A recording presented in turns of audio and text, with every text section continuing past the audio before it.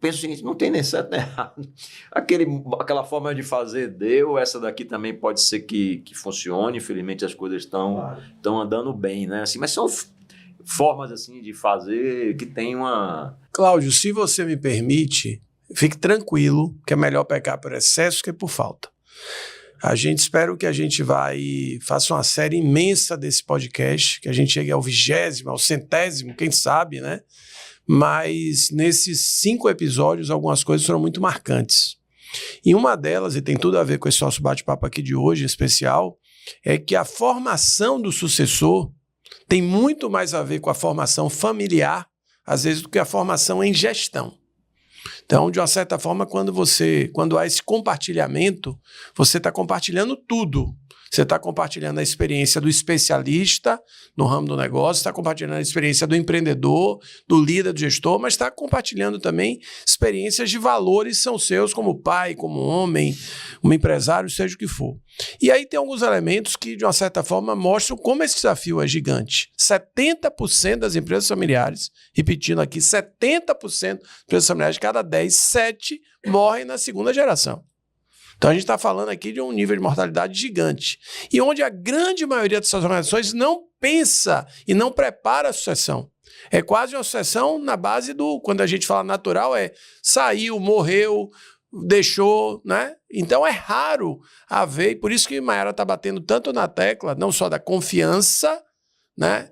Mas nessa coisa que ela falou da validação. Então, assim, e aí tem algumas coisas que nesses episódios ficaram muito fortes. Já que você falou de consultoria, também me lembrei disso, para dividir aqui. O que mais eu ouvi aqui nesta mesa, nos 4 episódios anteriores, foi o que fez diferença na história de vocês em tantas outras coisas que tem a ver com a cultura. E eu queria que você ficasse à vontade, já vou lhe provocar para você falar desses rituais.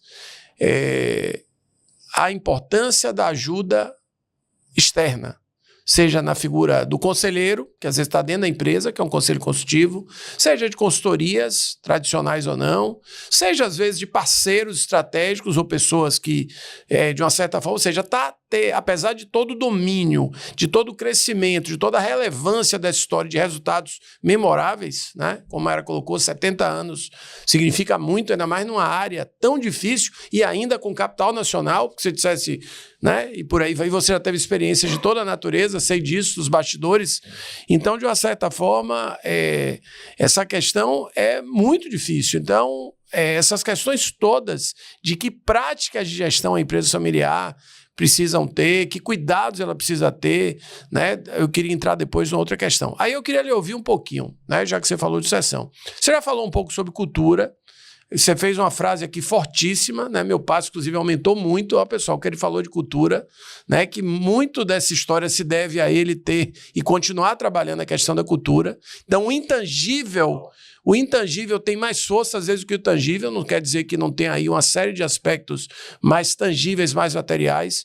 Então, eu queria que você falasse um pouquinho de rituais, né? Já que você comentou, e queria que você falasse um pouquinho também de desenvolvimento de lideranças. Independente dessa questão de sucessão ou não, eu sei que você é muito cuidadoso em ter pessoas que lideram áreas, né? Até porque a agência não é pequenininha de jeito nenhum, tá? Então, rituais e desenvolvimento de lideranças. Como é que você tem trabalhado, Samoria? Perfeito.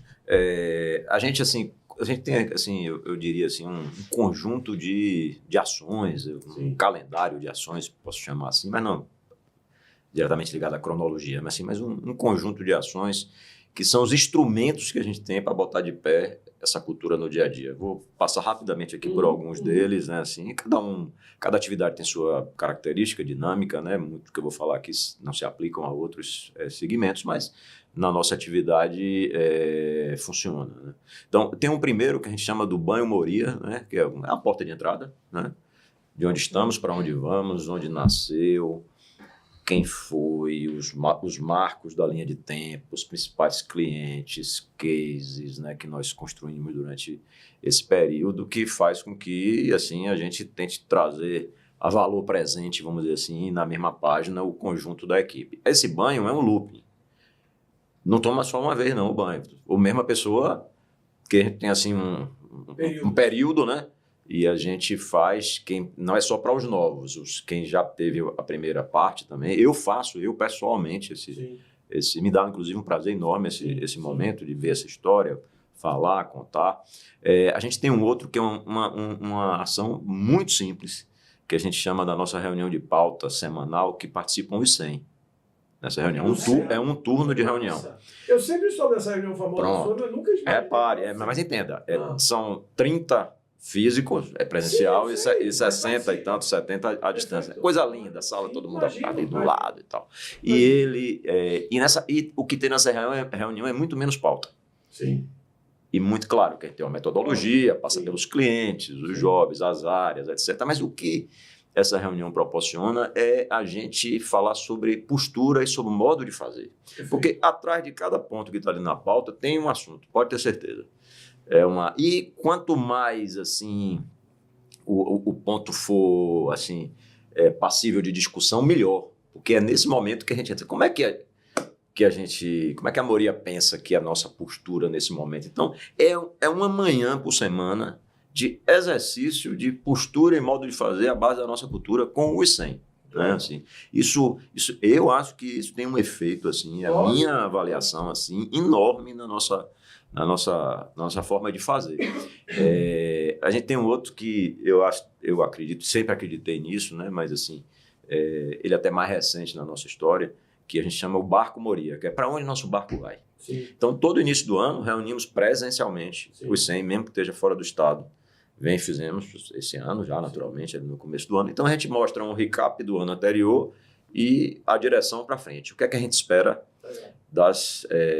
desse ano? É por isso que ele não precisa de consultoria, tá vendo? Ele faz tudo e não deixa nem espaço para consultoria. Não esqueça de você comentar um pouquinho do desenvolvimento e liderança, tá? Mas fique à vontade para você concluir rituais. Esse é um. E depois tem os momentos de celebração, que vai desde o brinde de aniversário até o caruru da gratidão, né? Que a gente tem. Meu pai era assim. Sim. Meu pai ele gostava das pessoas, ele gostava de reunir as pessoas, entendeu?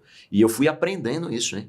O ser humano é simbólico e a gente, na verdade, se encontra nos rituais. O que é o almoço ao redor da mesa? É um ritual. É um ritual, perfeito. A confraternização de final de ano. Enfim, são aqui eu passei rapidamente aqui por alguns desses nossos rituais. Mas é assim, hein?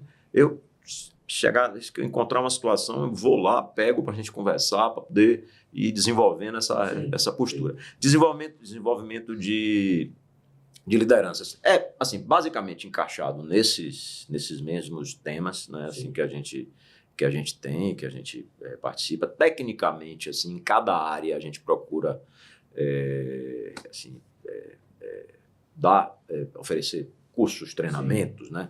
Nós tivemos uma profissional nossa de atendimento agora, que é uma liderança nossa, que foi para o SXSW. Nós mandamos ela, foi para lá. Vi nas redes sociais dela. Viu nas redes sociais dela. Ave Maria, ficou, rapaz, competentíssimo. Ficou dividiu com a equipe, porque tem toda uma mecânicazinha aí para isso. Então tem você falou de desenvolvimento humano, né? Assim, tem assim, numa dimensão, desenvolvimento, um calendário técnico, vamos dizer assim, né? Assim, de aperfeiçoamento das atividades área a área, porque a liderança da área financeira tem um conjunto de conhecimento que é um pouco diferente dessa área mais técnica. Enfim, aí as coisas vão se desenrolando. Nós estamos com uma pessoa nossa hoje que é uma geração nova aí, sei lá, tem uns 26, 27 anos, ela está fazendo apoiada por nós, uma pós-graduação de 2 anos na Fundação Dom Cabral. Legal. Exatamente tentando preparar, entendeu? Apontar